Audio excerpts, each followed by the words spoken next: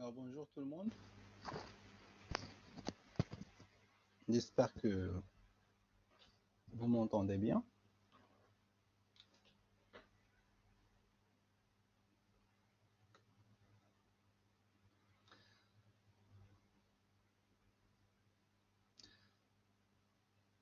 Alors très bien, je pense que nous sommes en direct dans cette première séance de la propriété, désolé, de notre cours S3, Sciences économiques et de gestion. Je pense que vous pouvez écrire des messages, prière de ne pas utiliser le micro. Si je peux comprendre, désactivez vos micros s'il vous plaît. Euh, alors, je redis bonjour à tout le monde. Alors, j'espère que vous allez tous bien. Voilà, je pense que ça serait votre première séance de cours, sauf si vous avez eu d'autres cours la semaine passée. Alors, on va s'habituer au fur et à mesure à utiliser cette plateforme. Et vous pouvez signaler tout problème ou tout incident qui parviendra lors de l'utilisation pour pouvoir améliorer et optimiser l'accès et l'utilisation de cette plateforme. Alors, je me présente tout d'abord, votre professeur Hicham Nassari, professeur de droit à la faculté des sciences juridiques, économiques et sociales de Mohammedia, docteur en droit privé de l'université Sidi Mohamed Ben Abdillah, dans la faculté de droit de Fès, spécialité droit privé économique, donc spécialement droit de la régulation économique. Titulaire à la faculté de Mohamed depuis 2014, déjà en droit de la concurrence et de la consommation, licence en droit privé de la faculté de l'université Moulay Ismail, faculté de droit de Meknes, baccalauréat en sciences mathématiques, licence en charia de la faculté de charia, donc l'université Al-Qarawiyyin de Fès, licence également en sociologie de la faculté de Darmeres de Fès également. Alors, voilà, en bref, nous allons mener dans ce semestre ce cours de l'introduction à l'étude de droit que nous allons forger ensemble, que nous allons améliorer, découvrir et concevoir, surtout sur le plan de sa méthode. Nous allons essayer de concevoir ensemble en essayant d'ajouter des trucs, des choses et d'éviter autre chose au fur et à mesure de l'expérience. Donc, c'est une première expérience pour vous et c'est aussi une première pour nous de travailler un cours complètement dès le début jusqu'à la fin à distance. Donc, il faut se familiariser avec et on y parviendra ensemble. Alors, je ne sais pas par quoi commencer. J'aimerais commencer. Généralement, je commence mon cours par un avant-propos, comme je l'ai mentionné dans cette séance, qui va déterminer le contrat pédagogique, ce que j'appelle le contrat pédagogique, c'est-à-dire l'accord entre le professeur et les étudiants, un accord qui déterminera les objectifs à atteindre et les engagements mutuels ou bien les engagements de chaque partie. Alors, pour nous, ce cours-là, nous allons essayer de délimiter ces objectifs. Il y a lieu de connaître les éléments essentiels de l'étude de droit, ou bien de l'introduction à l'étude de droit. Et en parallèle, on aimerait acquérir un ensemble de compétences. Donc, lorsque je parle de compétences, ça veut dire un savoir-faire. Parce que dans le triangle de l'apprentissage, on a ce qu'on appelle le savoir, l'acquisition du savoir, le savoir-faire et le savoir-être. Donc, alors, le savoir, donc ça serait les notions de base de l'introduction à l'étude de droit, mais le savoir-faire, ce sont les compétences que l'étudiant doit acquérir pour mieux réussir les études prochaines du droit, et non pas donc ce cours-là spécialement. Donc, ces compétences sont des acquis que l'étudiant doit maîtriser au fur et à mesure du cours et des exercices que vous allez faire pour améliorer sa capacité de rédaction, sa capacité d'analyse, de conception des choses. Donc, c'est pourquoi je les appelle des compétences, donc plutôt le savoir-faire.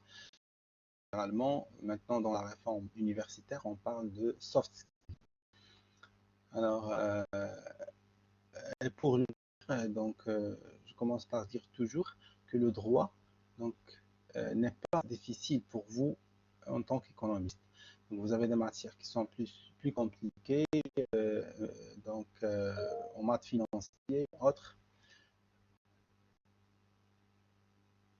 Euh, donc, je n'accepte pas, donc, s'il vous plaît. Donc, oui, vous demandez la parole. Donc, essayez de voir. Bon, après, on essaye. Donc, j'ai des notifications qui parviennent. Donc, je pense que c'est juste par erreur. Oui, Asna. Donc, vous voulez parler? Ou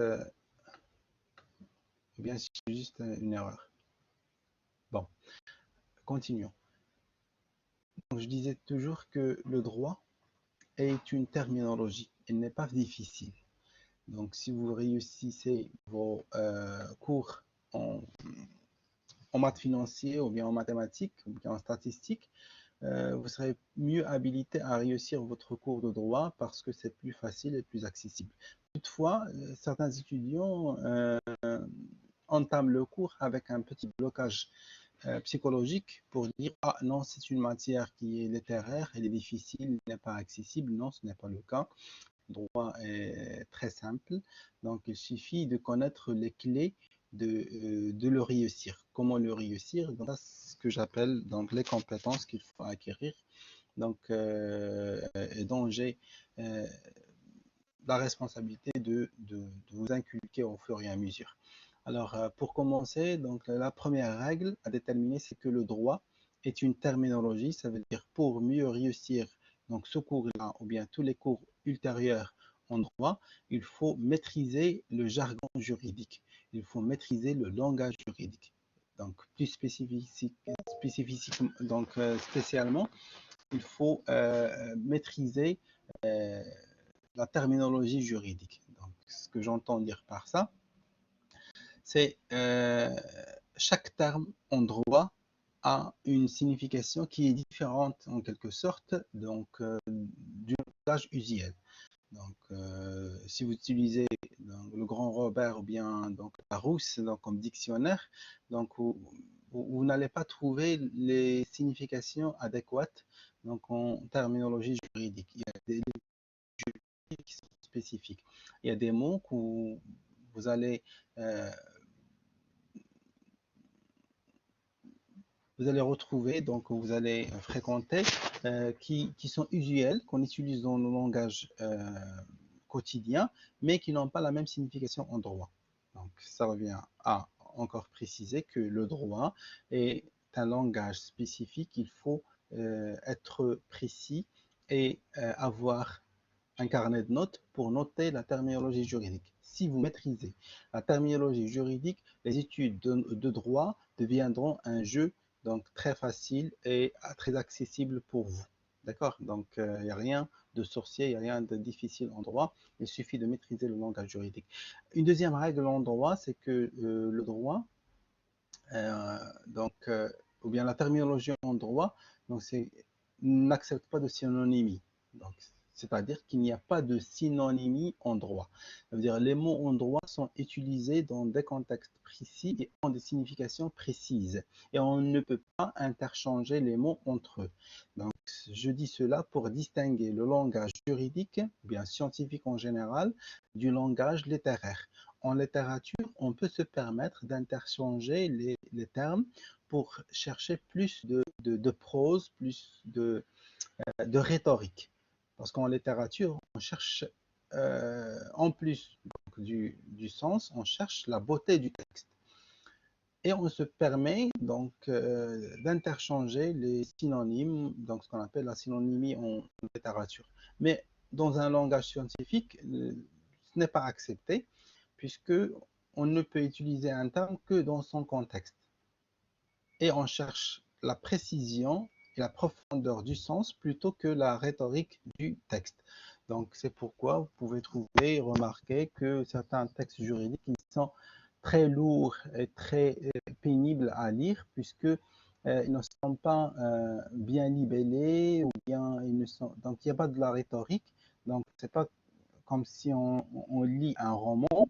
Donc, lorsqu'on lit un texte juridique, c'est encombré de notions et de sens et ça rime pas. Donc, ce qui fait que donc, le droit, donc, comme j'ai dit, n'accepte pas de synonymie. Chaque terme doit être utilisé dans son contexte précis. Je donne un exemple là-dessus. Par exemple, dire, le mot dire en droit, on utilise plusieurs termes pour dire que on est en train de dire. Donc, par exemple, lorsque c'est le juge qui prononce, qui dit, alors on dit que c'est un jugement. Alors, le juge de première instance juge. Mais si c'est un juge de deuxième instance ou bien de l'appel, on ne peut pas dire qu'il juge, mais il décide. Si c'est la Cour de cassation, il décide. Mais si c'est le législateur qui va dire la règle, donc on ne va pas dire le législateur juge ou bien décide. Non, le législateur dispose. Alors le législateur dispose, le juge juge, la cour d'appel décide, le tribunal de première instance juge, la cour d'appel décide. Mais si c'est un contrat entre deux parties, on ne peut pas dire que le contrat dispose. Le contrat stipule. Alors, donc c'est une stipulation contractuelle, c'est une disposition légale, c'est un jugement de première instance, c'est une décision donc, de la cour d'appel, et si c'est le roi, on va dire que c'est un daher. Donc, ou bien, si c'est le ministre, donc c'est un arrêté ministériel. Alors, le prononcé diffère donc dans son appellation selon l'instance qui les dicte. Et là, on a plusieurs termes qui vont qualifier qui prononce. Alors, si c'est un tribunal de première instance, on parle d'un jugement. Si c'est une cour d'appel, on parle d'un arrêt ou bien d'une décision. Si c'est le législateur, on parle d'une disposition. Si c'est un ministre ou bien une autorité administrative, on dit que c'est un arrêté, bien un circulaire dans certains cas. Si c'est le roi, donc c'est un dahir. Si c'est un contrat, donc c'est une stipulation. Et c'est ainsi. Donc, en droit, donc on ne peut pas se permettre d'utiliser des synonymes, mais chaque mot doit être utilisé dans son contexte. Alors, première règle, on a dit, le droit est une terminologie, il faut maîtriser donc le jargon juridique. Deuxième règle, c'est donc il n'y a pas de synonyme en droit et chaque terme doit être utilisé dans son contexte. Troisième règle, ou bien pire que cela, on peut se retrouver avec un terme qui est utilisé dans plusieurs sens selon le contexte. Et là, c'est une règle très importante dans la compréhension généralement de toutes les sciences, c'est que c'est le contexte. Le mot société, par exemple, il peut être utilisé en différentes significations selon lequel il est employé. Alors, je reprends. Euh, Parfois, les étudiants me demandent, monsieur, qu'est-ce que ça veut dire je ne sais pas, donc, avenant, ou bien société. Alors, je dis, je ne sais pas. Bah, comment vous ne le savez pas? Oui, parce que vous ne m'avez pas donné le contexte. Parce que le mot peut être peut avoir plusieurs sens selon le contexte dans lequel elle est utilisée. Donc, société dans un contexte sociologique, c'est un ensemble de personnes qui cohabitent, qui vivent ensemble. Mais société dans un contexte du droit commercial, c'est une entreprise. Société dans une communauté scientifique, c'est un groupe de chercheurs. Alors, le mot société n'a de sens que dans le contexte dans lequel il est utilisé. Et là, on va se retrouver donc euh, avec plusieurs mots qu'on va fréquenter, que vous pouvez avoir l'illusion de connaître, mais qui sont nouveaux. Le mot sujet, parce qu'on va parler plus tard des sujets de droit. Alors, le mot sujet, vous le connaissez, vous l'avez utilisé en littérature. Le sujet, c'est un objet de débat. Mais le sujet en droit n'a rien à voir avec cette signification.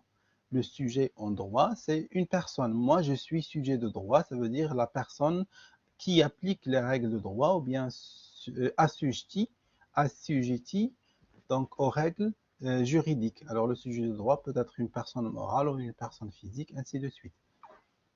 D'accord.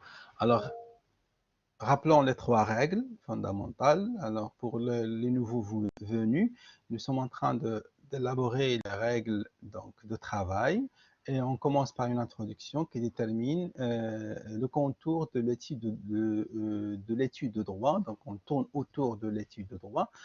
On a commencé par dire que le droit est très facile. Donc, si on connaît les clés de la réussite du droit, donc la première, c'est qu'il faut savoir que le droit est une terminologie et il faut maîtriser les termes et le jargon juridique. Dans ce jargon-là, il faut euh, connaître que en droit, donc il n'y a pas de synonymie. Chaque terme est employé dans son signification spécifique et que pire encore, donc un même terme peut avoir plusieurs sens selon le contexte dans lequel il est utilisé. D'accord? Alors, il ne faut pas se fier à notre vocabulaire usuel, donc on va l'utiliser différemment. Il faut être un peu précis et concis. Allez chercher une signification, ne cherchez pas directement dans le dictionnaire, il faut aller chercher dans le dictionnaire juridique. Vous pouvez trouver le même terme, donc il y a des significations différentes entre le dictionnaire donc, de Larousse ou bien Grand Robert et le lexique juridique. Voilà, cela dit, donc on passe aux règles de méthode de l'étude de droit. Donc on a essayé de tracer là le langage juridique. La deuxième chose, c'est que donc qu'il faut connaître, c'est que le droit est un ensemble d'outils, ou bien l'étude de droit peut être réussite à travers un ensemble d'outils, comme toute science, qui facilite la compréhension du droit. Et pour se le dire, donc on va parler un peu de la conception générale de l'apprentissage. Comment on peut apprendre? On peut apprendre à travers un cumul. Ce qu'on a inculqué à l'école marocaine, c'est que il y a lieu d'apprendre, donc l'apprentissage classique, des informations et remettre ces informations à l'examen. Et là, on peut dire qu'on a réussi. Alors ça, c'est l'apprentissage classique et ça n'aboutit pas à de bons résultats puisque on est toujours dans la consommation du savoir. Et à la faculté, donc on aimerait apprendre plus. Et on a dit au début qu'il y a lieu d'acquérir des compétences.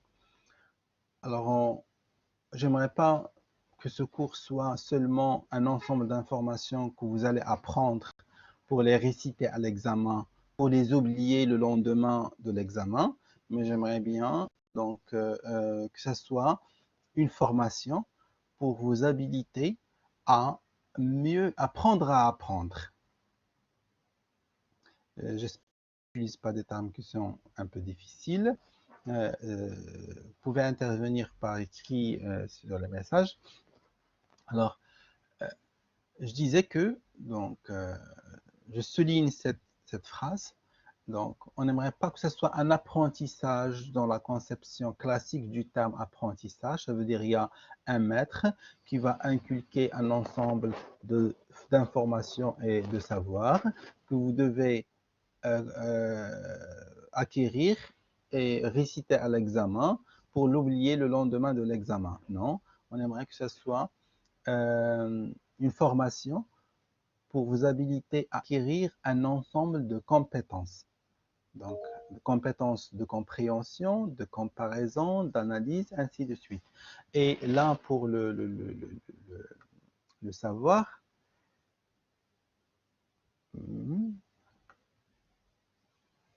alors,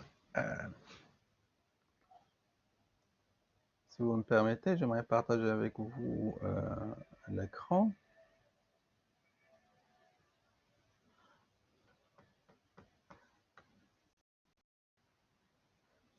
Donc,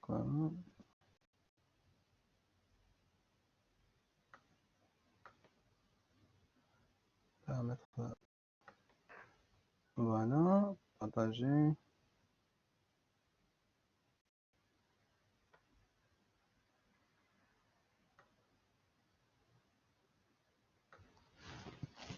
Voilà, donc vous voyez le tableau ici. Alors, on va dire que l'apprentissage,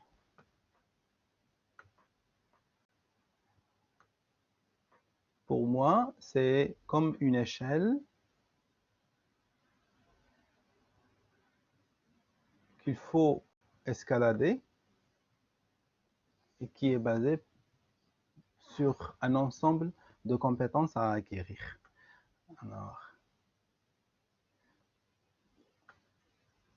Alors, au début, donc, c'est apprendre. Donc, après, on a comprendre. Après, donc, comparer. J'aimerais donc après, donc c'est préfère parler plutôt de subdiviser. Alors là, on peut les interchanger.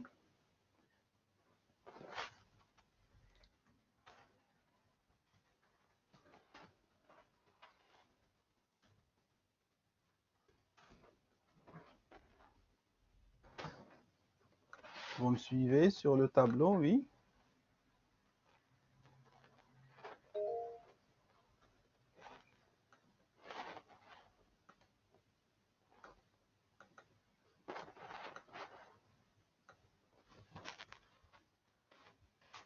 Alors, il y a un ensemble de compétences à apprendre. Au début, donc, on nous a seulement appris à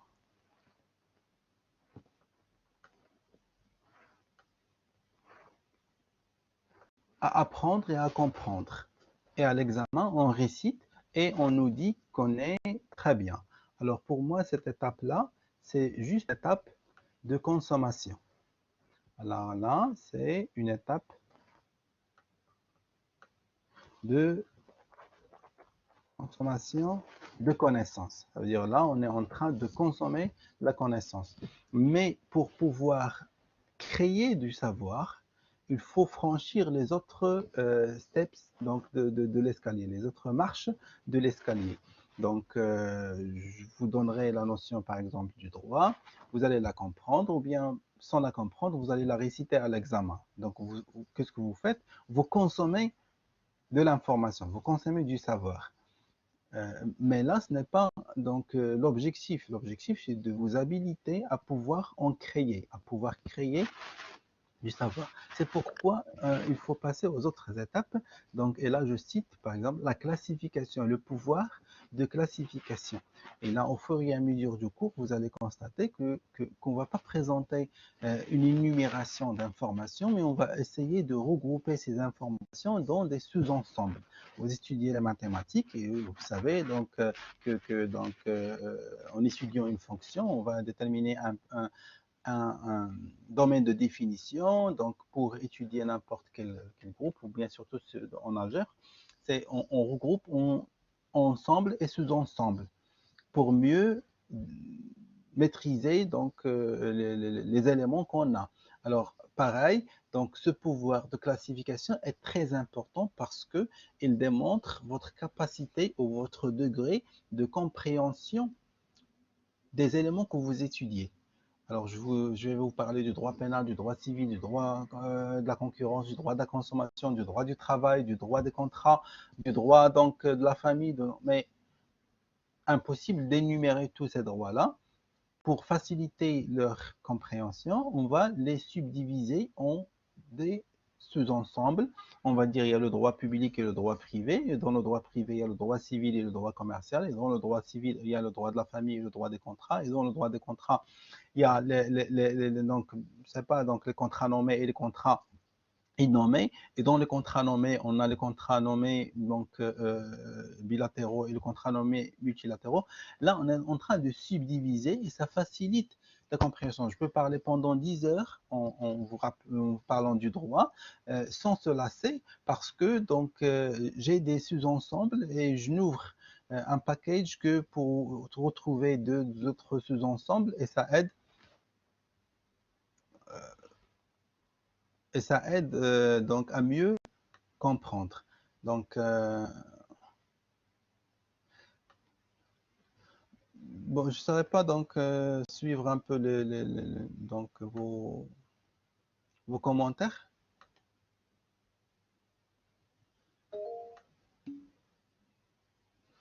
Oui, oui, d'accord. Donc, là, toute la séance sera enregistrée. Vous pouvez y revenir par la suite pour les retardataires. Voilà. Alors, je reprends. Là, on est en train de parler de notre contrat pédagogique, comme on a dit. Donc, au début, on était amené à apprendre et à comprendre. Maintenant, on aimerait passer à d'autres compétences. C'est le pouvoir de pouvoir faire des classifications.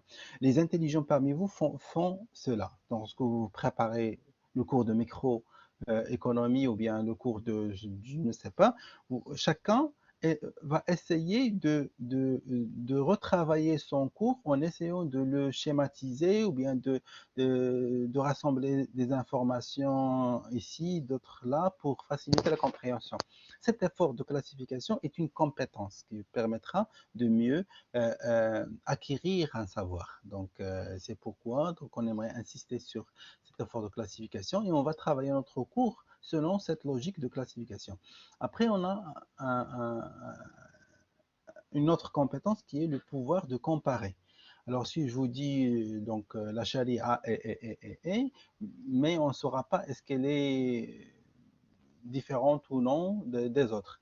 Mais si on compare le droit à la charia, on peut mieux comprendre. Si je vous dis le droit du travail donc j'énumère les règles du droit du travail, mais où est l'importance? On ne peut comprendre la spécificité du droit du travail que lorsqu'on le compare avec le droit des contrats. Et on ne peut comprendre le droit des contrats civils que si on le compare avec le droit des contrats commerciaux. Et c'est là où on peut comprendre l'intérêt de cette subdivision et cette distinction entre droit civil et droit commercial, droit du travail, droit des contrats, ainsi de suite. Donc, cet effort de comparer est très important parce qu'il nous permet de mieux comprendre, de mieux assimiler. On a un droit marocain, mais pourquoi ce n'est pas la même chose en France? En comparant le droit marocain au droit français, on saura mieux comprendre les choses. Alors, cette compétence de comparaison, il vous sera très utile donc, dans d'autres matières. Ce n'est pas seulement pour le droit. Une autre compétence, c'est la compétence d'analyser. Donc, et analyser, ce n'est pas seulement comparer au niveau sur le plan d'apparence, mais comparer en essayant d'aller en profondeur, d'aller creuser plus profond.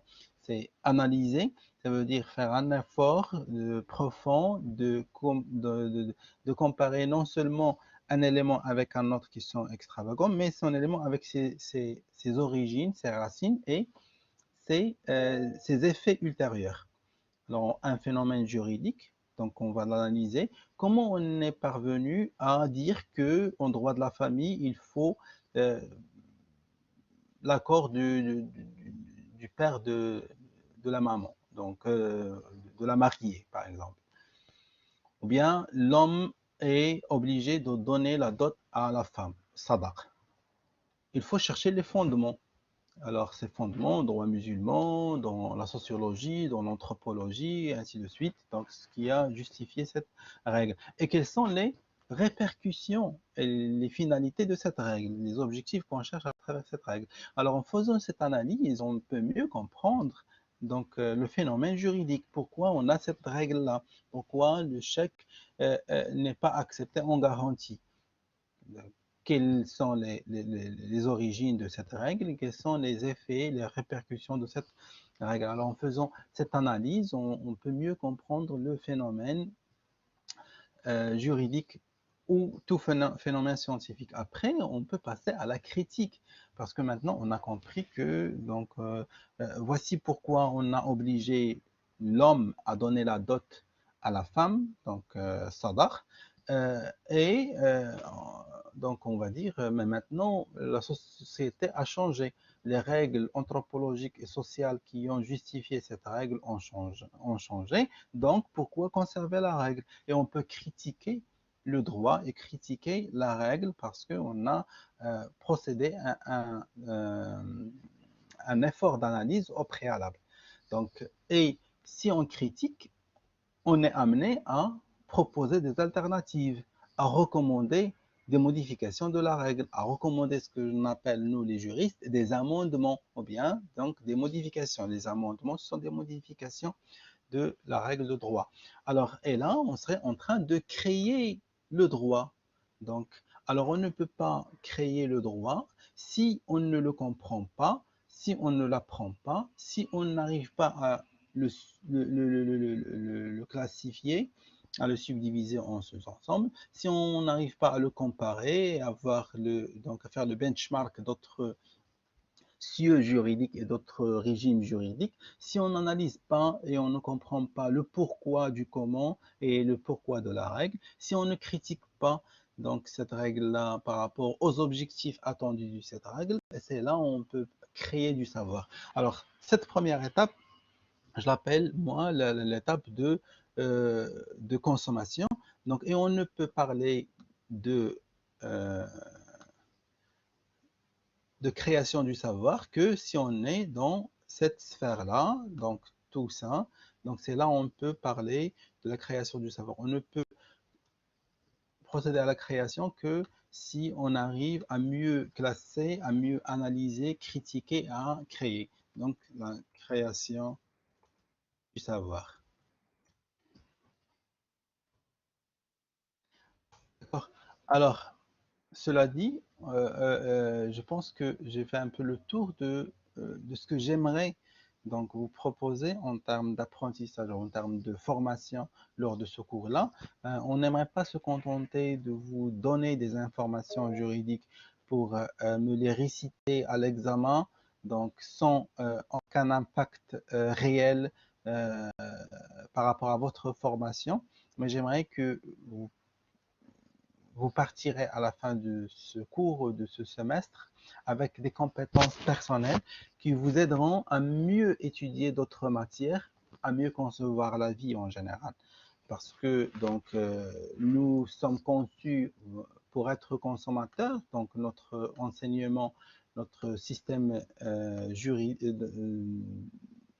éducatif nous a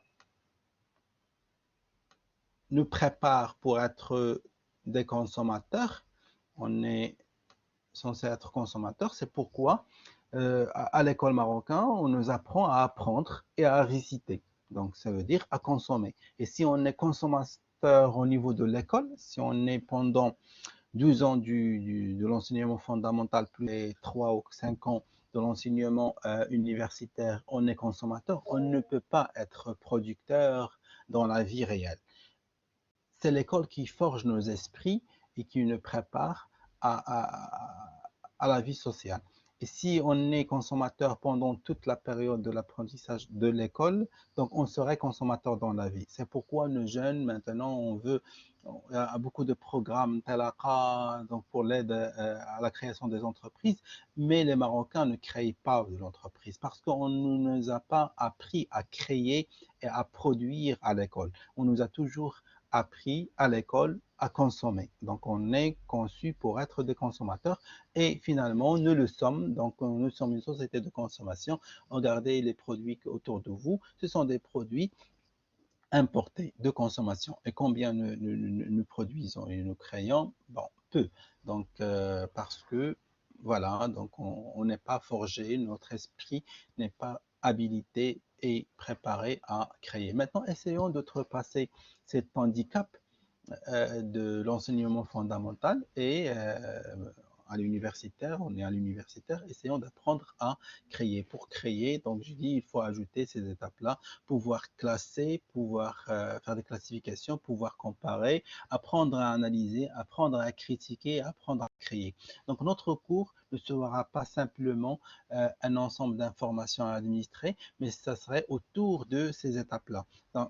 Un essai de comparaison, donc des essais de classification, des débats où il y aura de l'analyse, un peu de la critique pour pouvoir, pourquoi pas, souffler de nouvelles notions, donc des recommandations qui concernent donc bien sûr, qui tourne autour de notre cours qui est l'introduction à l'étude de droit. Alors, j'espère que donc, ce tableau est clair. C'est ce que je vous propose en termes de contrat pédagogique, ou bien en général, proposer juste pour vous dire ce que j'aimerais,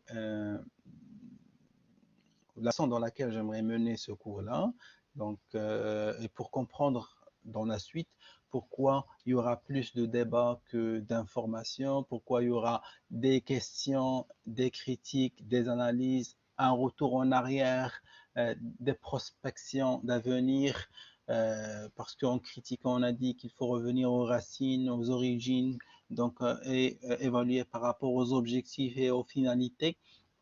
Donc, donc cet effort-là donc, de critique va nous accompagner pendant notre cours.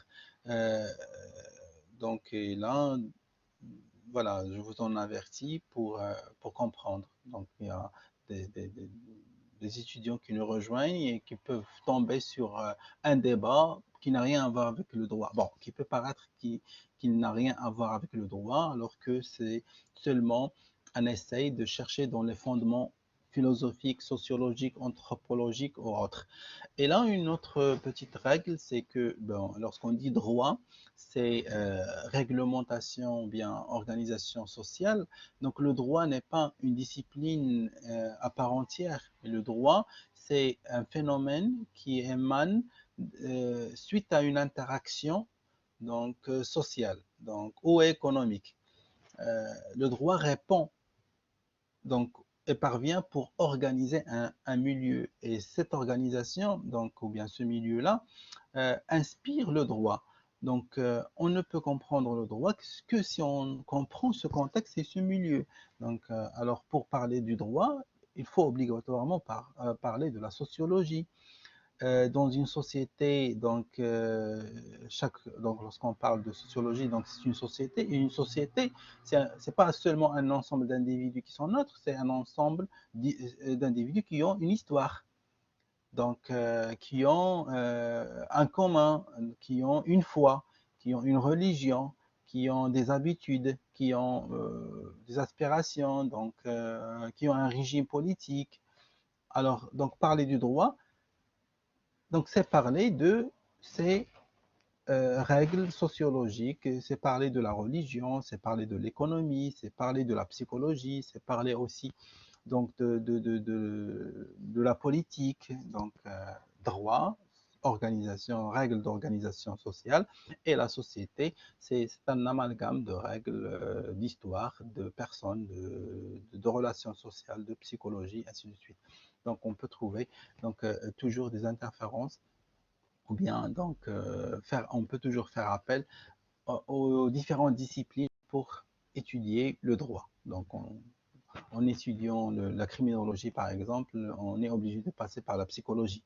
Donc, en étudiant les règles sociales, le droit de la famille, on est obligé de passer par les règles de la religion, par les règles de la société, donc ainsi de suite. En étudiant le droit financier, on est obligé de passer par l'étude du système financier, donc système monétaire, donc système bancaire, donc ainsi de suite. Donc, pour parler du droit de la propriété industrielle et commerciale, on est obligé de passer par des notions scientifiques, par des notions de physique, par des notions de circuits topographiques, par exemple. On est obligé d'étudier l'électricité carrément, donc en physique. Alors, le droit donc n'est pas isolé de la société.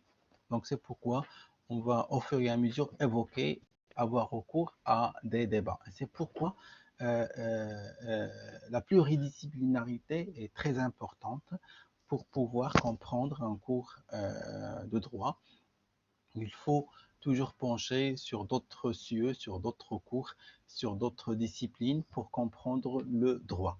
Donc, point, je récapitule. Donc, ce qu'on a dit jusqu'à présent. Donc, je vois qu'il y a des étudiants qui arrivent un peu tard.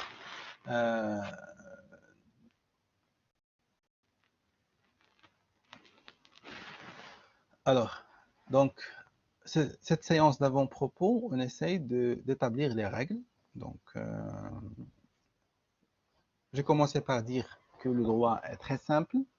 Donc, il suffit de comprendre comment l'entamer et quelles sont les clés de la réussite des études en droit. J'ai proposé 3 clés. Donc, le droit, je dis que d'abord, il faut se fixer comme règle que le droit est une terminologie spécifique. Donc, pour le comprendre, il faut avoir un dictionnaire juridique et non pas un dictionnaire littéraire, parce que le langage juridique est précis, concis et différent du langage littéraire.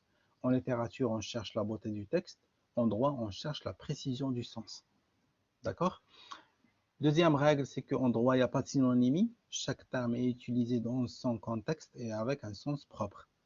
Pire encore, un même terme peut avoir plusieurs sens en droit. Le mot consommateur peut avoir plusieurs sens en droit. Le consommateur dans la notion du droit de la concurrence n'est pas la même que le mot consommateur en droit de la consommation. D'accord? N'est pas le même du consommateur dans une branche technique, par exemple, consommation d'électricité. D'accord? Alors, cela dit, donc l'apprentissage du droit. Alors, j'ai dit que l'apprentissage dans le schéma que vous avez devant vous, à l'école fondamentale, on nous a inculqué un modèle de consommation du savoir qui est axé sur 2 compétences, apprendre, comprendre et réciter. Maintenant, on aimerait passer à d'autres étapes, apprendre à apprendre, apprendre à comparer, apprendre à subdiviser et à classer, apprendre à analyser, apprendre à critiquer et apprendre à créer. On ne peut parvenir à la production que si on franchit toutes ces étapes-là. On ne peut pas produire du néant. Alors, et c'est l'essentiel pour moi, c'est d'acquérir ces compétences-là. D'accord? Alors, c'est le contrat pédagogique. Si, donc, c'est notre contrat. Donc, et à la fin du semestre, on serait évalué par rapport à ses compétences. Et vous pouvez aussi s'évaluer mutuellement. Vous pouvez aussi évaluer donc mon enseignement à travers ces objectifs-là. Est-ce que je parviendrai à travers mes cours, à travers mes explications, à vous inculquer des outils de comparaison, à vous inculquer des outils de classification, à vous apprendre comment analyser, comment critiquer ou non? Ou bien est-ce que je vais me contenter de vous dire des informations à réciter à l'examen? Alors là, c'est un engagement mutuel entre nous.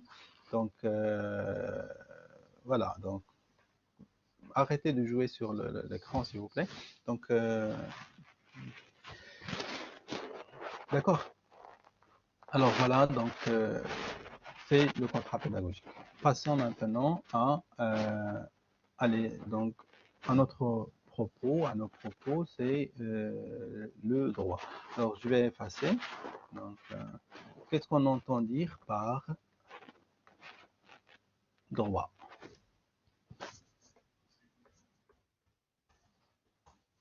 Qu'est-ce que faire du mot droit?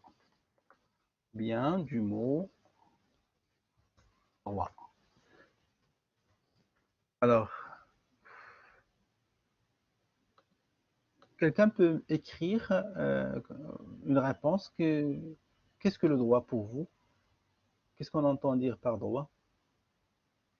S'il vous plaît, je laisse l'écran accessible à tous, tout le monde peut réagir. Voilà, le droit c'est la règle. Euh, mais essayez de ne pas effacer le tableau. Donc, oui, la justice. Oui, donc le droit c'est une règle, le droit c'est la justice. Oui, partiellement, on peut dire. C'est l'ensemble de règles de conduite, d'accord? C'est un ensemble de règles de conduite.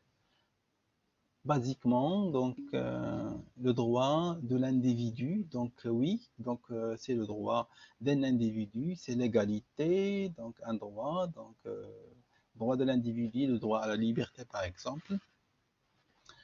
Euh, oui, donc c'est un pouvoir, le droit, ça peut être un pouvoir d'une personne, donc le droit peut être source de pouvoir. Oui, plusieurs significations. Mhm. Bon, si on retient cela, ensemble des règles juridiques, d'accord? Donc, oui, oui, le droit est l'ensemble des règles qui doit respecter, laws, donc law. Très bien. Alors, je vais revenir. Donc, c'est quoi ça? Vous connaissez? C'est une droite. Voilà, très bien, une droite. Donc, il y a la racine droite dans. Pourquoi on l'a appelée une droite? En géométrie maintenant, oublions le droit, oublions nos connaissances. Donc, pourquoi c'est une droite? Bien, comment en géométrie on définit une droite en mathématiques?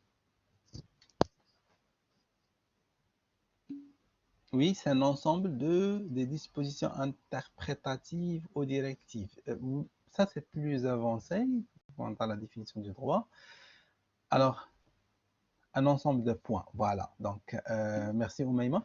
Alors, d'ensemble de points, donc une infinité qui sont. Donc, alors, si on retient ces définitions donc, géométriques de la droite, alors la droite, c'est une droite, c'est un ensemble de points alignés.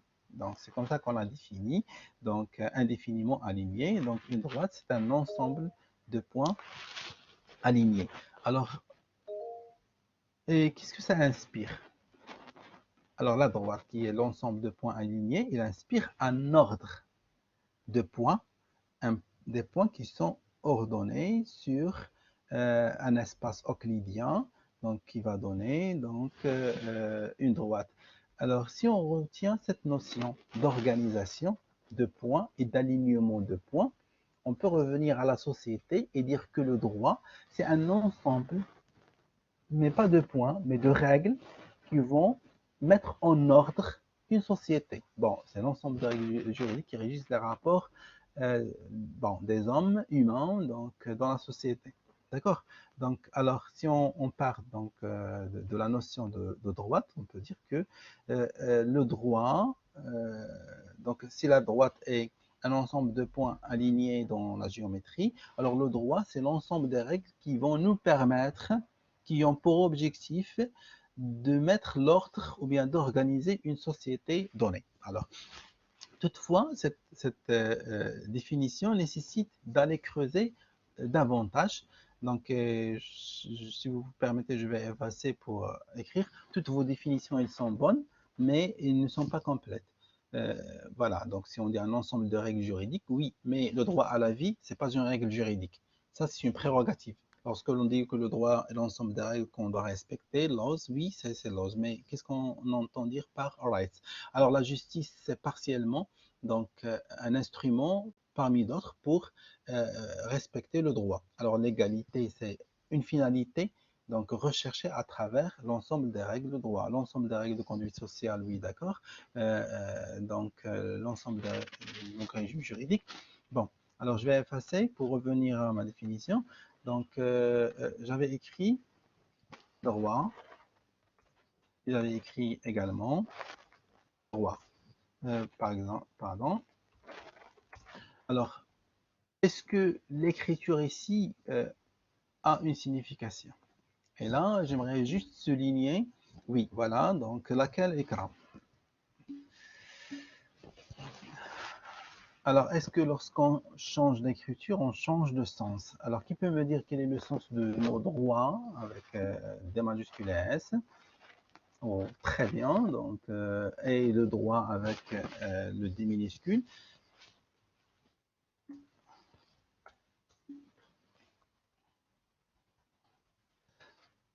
Voilà, donc voilà. Et le droit avec le D minuscule, c'est règle juridique. Bon, règle juridique, règle de conduite sociale. Alors, donc le mot droit peut avoir plusieurs significations. Rappelez-vous la règle par laquelle on a commencé.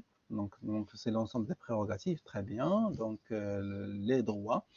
Euh, et lorsqu'on l'écrit en arabe, on distingue. Par exemple, en français, on dit l'État,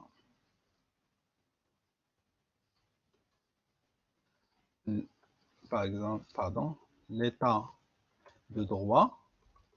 Et lorsqu'on veut traduire en arabe, ça doit être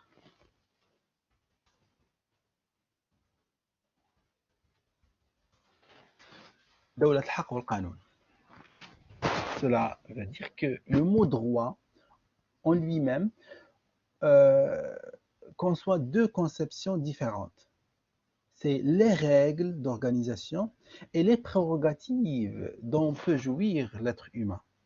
Et lorsqu'on traduit l'état de droit, c'est un seul mot, mais lorsqu'on le traduit en arabe, on est obligé de dire les deux significations qui sont دولة الحق والقانون. Parce que le mot droit donc, englobe deux conceptions. Donc en anglais, on fait aussi la différence entre law, law and rights.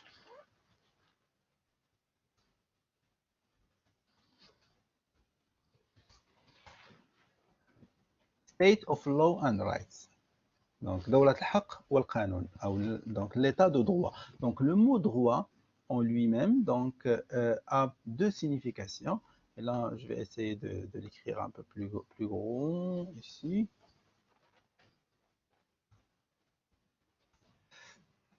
Alors, la conception de droit donc, peut découler à deux sens.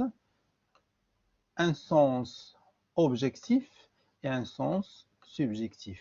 Donc là, on parle du sens subjectif du droit, c'est-à-dire le sens attaché à la personne. Et là, on parle du sens, pardon, objectif du droit, c'est l'ensemble des règles. Donc on peut dire ici que le droit, dans un sens subjectif, c'est l'ensemble des prérogatives appartenant à un être humain. Et là, donc, je reviens à une remarque qui a été écrite par un de vos camarades, un homme, entre parenthèses, j'ouvre une parenthèse, parce que vaut mieux parler des droits humains que des droits de l'homme. Droits humains. Donc, à la différence des droits de l'homme, alors je cherche.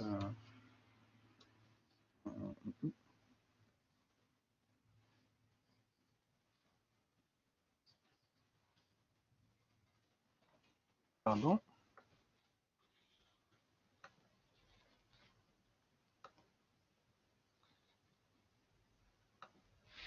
Alors, donc, je ne sais pas comment effacer là. Donc, pardon. Donc, droits humains.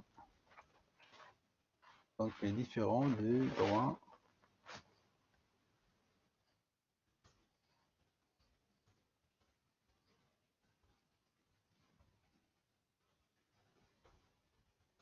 Alors, certains, disons, féministes, donc, ou autres, refusent cette appellation droit de l'homme parce que ça renvoie à l'homme masculin et c'est considéré pour eux comme une discrimination. Euh, oui, donc oui, ça c'est le contenu. Je dirais que au niveau du vocable utilisé, et là j'aimerais souligner notre première règle que le droit est une précision linguistique, donc est une précision des termes. Alors, il y en a beaucoup qui protestent contre l'utilisation du terme droit de l'homme, parce que l'homme, même avec un H majuscule, donc il renvoie à l'homme masculin, à l'homme, donc ça veut dire le mâle. Oui, bon, mâle, sexe. Bon, ça peut être aussi mâle dans le sens du malheur. Euh, et ils disent que non, ça c'est une discrimination. Ce sont des droits de l'être humain, que ce soit homme ou femme. Donc, on préfère parler des droits humains et non pas des droits de l'homme. Parce que dans le mot homme, c'est discriminatoire et on ne cite pas la femme. C'est comme si la femme doit être sous-jacente ou bien dépendante de l'existence d'un homme. Même si on, donc oui, certains ont dit non, on va écrire grand H, ça veut dire homme et femme, mais les femmes, les féministes disent voilà, donc oui, c'est ce qu'on dit. Donc, un grand H, ça veut dire le genre, homme et femme, et petit h, c'est le masculin. Mais les féministes, ils refusent cela, ils disent non. Euh, c'est une réflexion qui est masculine et il faut parler des droits humains. Nous sommes des humains, hommes et femmes. Donc, il ne faut pas parler. Ou bien, si vous parlez des droits de l'homme, donc il faut ajouter les droits de l'homme et de la femme. Alors maintenant, si vous écoutez les discours et les intervenants dans la télévision, dans les médias, vous pouvez détecter des féministes seulement de ce vocable. Un féministe ne va jamais parler des droits de l'homme, donc soit il va dire des droits de l'homme et de la femme, soit il va parler des droits humains. Et maintenant, donc, essayons de forger cet esprit de précision dans l'utilisation de la terminologie. Alors, alors oui, droits humains, droits de la... ouais. Donc là, on est dans un concept aussi d'individualisme, parce que lorsqu'on dit personne, on est dans l'individualisme.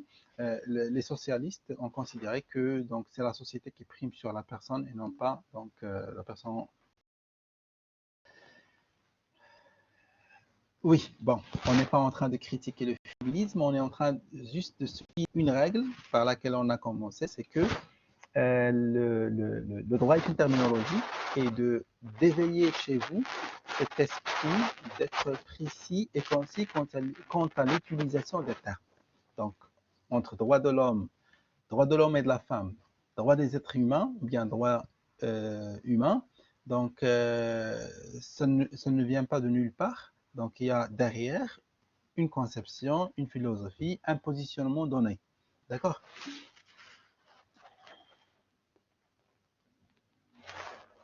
Je reviendrai sur le droit objectif. Alors, on a dit le droit subjectif, c'est l'ensemble des prérogatives qui sont liées à, à l'être humain. Donc, parmi les droits subjectifs qu'on peut avoir, donc, je vais refaire. Alors, droit.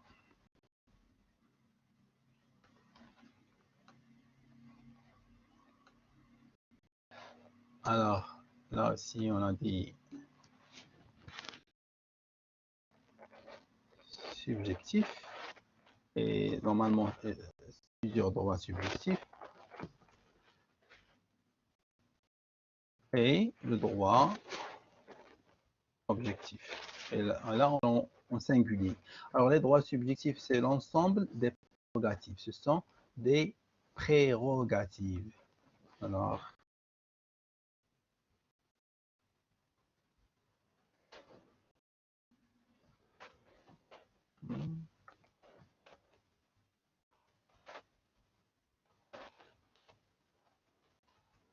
donc ce sont des prérogatives qui sont liées à la personne. C'est pourquoi on dit que c'est subjectif. Par exemple, vous pouvez me citer des prérogatives dont doit jouir un autre. Donc, vous avez parlé déjà du droit à la liberté. Donc, oui. Donc, le droit objectif, non, non, bon, je vais écrire. Le droit objectif, c'est l'ensemble de règles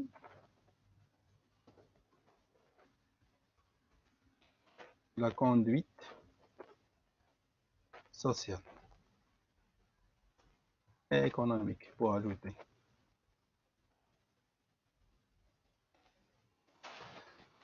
Alors, le droit objectif, c'est les règles. Le droit subjectif, c'est les prérogatives. Alors, parmi les droits subjectifs, donc, bon, là, pour traduire, donc être plus précis, donc, le droit objectif, c'est le haqq, et le droit subjectif, c'est le qanun. Alors, plutôt, objectif, c'est le qanun, mais le droit subjectif, c'est le haqq. Donc, quels sont les différents droits subjectifs qu'on peut avoir? Donc, الحق في الحياة, le droit à la vie, droit à la liberté, la vie, la liberté encore, droit au travail, oui, un droit subjectif peut être absolu ou relatif, oui, donc ça c'est des caractéristiques. Le droit à l'éducation, très bien. Droit à la sécurité, le droit, donc, oui, à la sécurité, le droit, donc, d'être soigné, le droit à la participation politique, le droit à la vie, très bien, donc Yasser. Alors là, ce sont donc, oui, le droit à la santé, ce sont l'ensemble des droits subjectifs. Et le droit, donc le droit de voter, ça veut dire le droit à la participation politique, donc participation politique, donc j'ai le droit de choisir qui me représente, tous les droits relatifs à l'être humain. Donc voilà, donc l'être humain, c'est le subjectif, donc l'ensemble des droits subjectifs, c'est, on a dit, c'est al-huquq. Donc, et là, le mot droit, donc c'est le droit subjectif. Alors que le droit objectif, c'est l'ensemble des règles. Droit à l'éducation, droit à la santé, droit de vote, très bien. Donc, vous pouvez écrire davantage dans cette zone, cette sphère des droits subjectifs. Donc, alors que le droit objectif, c'est l'ensemble des règles. Alors, pour mieux participer à la vie politique, on a besoin de règles. Donc, cette participation politique nécessite un ensemble de règles. Donc, et là, on a besoin donc d'un droit constitutionnel, par exemple. Donc, c'est dans le droit constitutionnel, on dit qui va voter le Parlement, ou bien le droit parlementaire, et par quoi il est composé et comment on choisit le Parlement.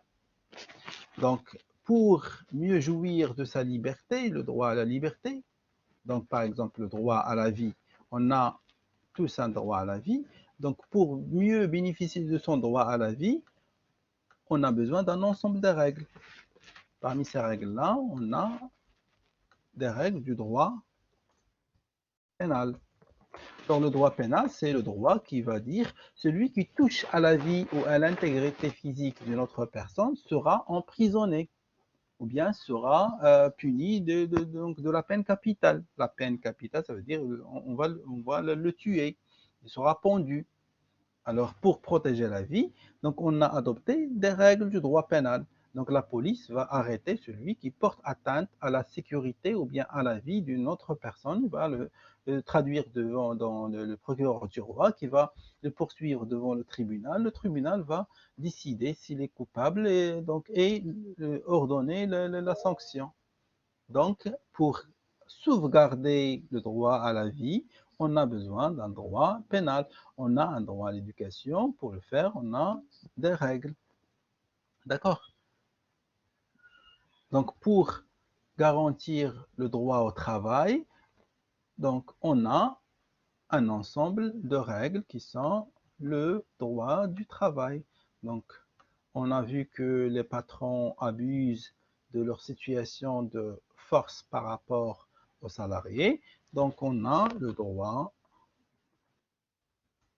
du travail qui va délimiter les conditions du contrat de travail. Donc, les libertés publiques aussi. Donc, j'ai le droit de me manifester, j'ai le droit de sortir, d'entrer, ainsi de suite. Alors, pour exercer cette liberté, on a besoin de l'organiser. Et on a donc un droit des libertés publiques. Comment on se manifeste, comment on peut se regrouper sans empêcher les autres d'exercer leur liberté. Parce qu'on dit que la liberté des uns s'arrête lorsqu'ils empiètent sur la liberté des autres. Donc, donc, le droit des libertés publiques. Donc, pour garantir cette liberté, on a besoin d'un droit qu'on peut appeler, par exemple, les règles du droit des libertés, de l'exercice des libertés publiques. Pardon, alors, on a compris maintenant la différence entre le droit subjectif et le droit objectif. Alors, le droit subjectif, c'est l'ensemble des prérogatives dont peut jouir un être humain. Et le droit objectif, c'est l'ensemble des règles qui permettent aux êtres humains de mieux jouir de ces prérogatives. Quelle est la définition du droit pénal? Alors, le droit pénal, c'est l'ensemble des règles qui concernent l'incrimination et des comportements. Donc, le droit pénal, c'est le droit qui cherche à déterminer quelles sont les infractions, c'est-à-dire quels sont les comportements qui sont interdits dans la société. Par exemple, nous, au Maroc, on est dans une société musulmane, on dit que les relations sexuelles hors le cadre de mariage sont interdites. En France, on dit non. Donc, c'est la liberté individuelle, donc c'est pas interdit. Alors, le droit pénal, c'est la loi qui détermine qu'est-ce qui est permis, qu'est-ce qui n'est pas permis. Au Maroc comme en France, on interdit le vol, on interdit le viol, on interdit l'assassinat, on interdit l'atteinte à l'intégrité physique des autres personnes, ça veut dire d'agresser quelqu'un et de le blesser. Alors, le droit pénal, c'est le droit qui regroupe l'ensemble des comportements qui sont interdits et leur punition, leur répression, comment les réprimer. Alors, on vous dit, il est interdit de prendre les biens de l'autre, le vol, de voler. Et si vous volez, donc vous serez passible d'un emprisonnement de 3 mois à 3 ans. Il est interdit donc d'assassiner. Et si vous assassinez quelqu'un, vous êtes passible d'un emprisonnement donc de 5 ans à 30 ans, ou bien à la peine capitale. Il est interdit de faire une escroquerie. Et si vous le faites, vous êtes passible de tel ou tel. Alors, donc, j'espère que j'ai répondu à la question. Je ne vais pas suivre toutes les commentaires, mais j'y reviendrai. Donc, ils seront en tout cas enregistrés. Et lors de chaque séance, je vais commencer par des explications ou bien des réponses aux questions que vous écrivez sur le texte. Bon, donc on essaye au fur et à mesure de se familiariser avec l'outil. Voilà, donc pour revenir, alors on disait que donc, le droit est deux blocs différents, deux notions différentes. Lorsqu'on traduit l'état de droit en arabe, c'est Dawlat al-Haq wal-Qanun. En anglais, c'est State of Law and Rights. Donc, law, c'est le droit objectif, rights, c'est le droit subjectif. Et dans la hiérarchie donc, logique des choses, il y a d'abord les droits subjectifs avant de parler du droit objectif. Parce que le droit objectif, dans cette conception, dans ce paradigme, n'a raison d'exister que pour mieux permettre aux citoyens de satisfaire leurs droits subjectifs. Donc, mieux dit, Donc, pour permettre aux citoyens, pour permettre aux êtres humains de mieux jouir, de mieux exercer leur liberté et jouir de leurs droits. Et là, on utilise donc les termes appropriés. On exerce une liberté et on jouit d'un droit. Et là, on parle du mot jouissance. La jouissance de droit. Et lorsque je dis jouissance de droit, automatiquement, là, on jouissance de droit subjectif. Donc, et au fur et à mesure dans le contexte, donc on va utiliser le mot droit et c'est à vous de comprendre est-ce que c'est le droit objectif ou bien c'est le droit subjectif. C'est le contexte qui va déterminer est-ce qu'on est en train de parler des prérogatives, ça veut dire le haqq, ou bien des lois, ça veut dire law, donc le qanun. Donc c'est le contexte. Et là, je souligne encore une fois notre règle, donc notre troisième règle, donc de la terminologie juridique, c'est qu'un terme en droit peut avoir plusieurs significations selon le contexte. Euh, en résumant, donc c'est le contexte qui fait le sens. Dans le langage scientifique, dans le langage juridique en l'occurrence, donc c'est c'est le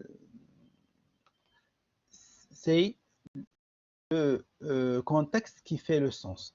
D'accord? Donc, alors, si on retient ces trois règles essentielles et qu'on travaille avec ces trois règles, nos études en droit seront plus faciles et plus simples. Et au fur et à mesure, donc, on peut revenir sur d'autres notions pour les expliquer. Alors, je m'arrête là, donc pour ne pas donner beaucoup d'informations. Donc, et on va revenir sur la notion de droit pour l'expliquer donc la séance prochaine. Alors, normalement, la séance est enregistrée. Donc, et vous êtes deux ensemble normalement. Donc on devait, donc si c'était en présentiel, on devait donc avoir un cours à 8h30 et un autre à 10h30. Maintenant, puisque la séance est enregistrée online, donc ce serait une seule séance. Tout le monde peut la consulter par la suite. Et donc, on aura le choix de soit de la faire toujours à 8h30 si ça vous convient, ou bien de la retarder à 10h pour avoir plus de monde en présentiel pour être interactif. Bon, laissez vos commentaires donc par la suite donc pour le choix. Bon, monsieur, oui, bon, il est un peu trop tôt pour parler de polycopie. Il y en a, mais c'est pas l'objectif. 8h, 10h, 8h, 10h, donc oui, bon, attendez, vous m'encombrez de messages. Je ne vais pas te lire. Attends.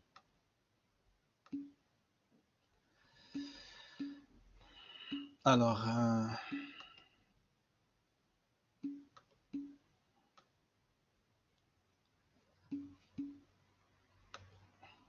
je vais voir. 8h. Bon, d'accord, d'accord. Donc,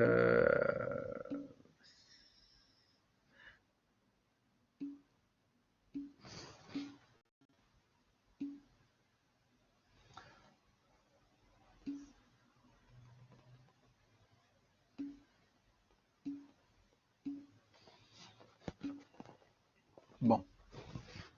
En tout cas, donc 8h, 8h, 10h, donc on fait le recensement peut-être selon les règles de démocratie. Ça ne me dérange pas, 8h30 ou 10h30, donc on reste sur 8h30 et au fur et à mesure on va voir selon vos réactions. En tout cas, donc, le cours est à distance et vous êtes chez vous, donc c'est l'occasion de se réveiller un peu tôt. Donc, 8h30, c'est très bien.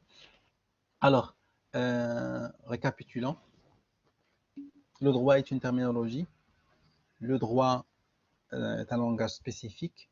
Donc, il n'y a pas de synonyme en droit. Un terme en droit peut avoir plusieurs significations selon le contexte dans lequel il est utilisé. Donc, on ne peut comprendre un terme que dans un contexte. Le mot droit, donc comme exemple, donc, ne peut être compris que si on l'utilise dans une phrase. Si vous venez me dire, monsieur, qu'est-ce que ça veut dire droit? Je vais vous dire, je ne sais pas, parce que vous ne m'avez pas donné contexte. Parce que je peux répondre deux réponses qui sont différentes. Je peux vous dire c'est les prérogatives, c'est le haqq, comme je peux dire c'est le qanoun. Mais si vous ne me donnez pas le contexte, je ne peux pas trancher est-ce que c'est vous parlez du droit al haqq ou là du droit al qanoun. Alors c'est pourquoi il faut toujours parler du contexte. C'est le contexte qui fait le sens. Alors en revenant au mot droit, donc on a dit que donc il y a le droit objectif et le droit subjectif.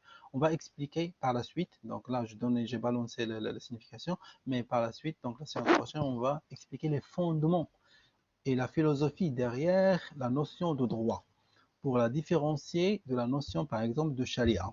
Certains me parlent de droit musulman, je dis que c'est faux, il n'y a pas de droit musulman.